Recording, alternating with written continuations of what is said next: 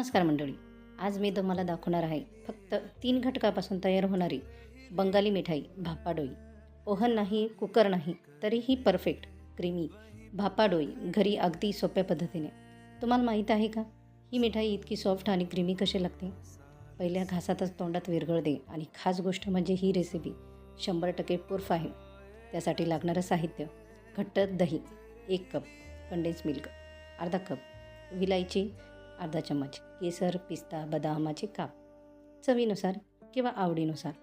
भापाडोई करण्याची पद्धत: सर्वात प्रथम घट्ट दही चांगले फेटून घ्या. गुठळ्या राहू देऊ नका. आता त्यात कंडेन्स मिल्क घाला आणि स्मूथ होईपर्यंत मिक्स करा. त्यात विलायची पावडर घाला, त्यामुळे छान सुगंध येतो. मिश्रण गाळणीने गाळून घ्या, म्हणजे भापाडोई अजूनच क्रीमी बनेल. आता हे मिश्रण स्टीलच्या किंवा काचेच्या भांड्यात ओता.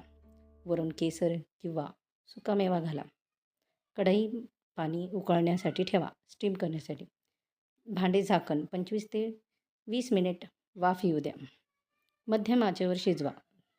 तयार झाल्यावर थंड होऊ द्या आणि 2 तास फ्रीजमध्ये ठेवा. वा, आपली सुपर सॉफ्ट क्रीमी भापाडोई तयार आहे. एकदा वरून पहा. घरच्याकडून 100% कौतुक मिळणारच आहे. 100% ही फुल प्रूफ रेसिपी आहे. रेसिपी आवडली असेल तर लाईक, शेअर, सबस्क्राईब करायला विसरू नका. तुमच्यासाठी अशीच व्हायरल रेसिपी मी घेऊन येणार आहे. तर हो, एक महत्त्वाची टिप. यामध्ये भापाडोईसाठी चक्का लागतो, जो आपण श्रीखंडासाठी बनवतो ना तो. तर मी चक्का कसा करायचा त्याची रेसिपी ऑलरेडी माझ्या चॅनलवर पोस्ट केलेली आहे. तुम्ही तिथं व्हिजिट करून घरच्या घरी चक्का तयार करू शकता. झाली की नाही आपली ही भापाडोई.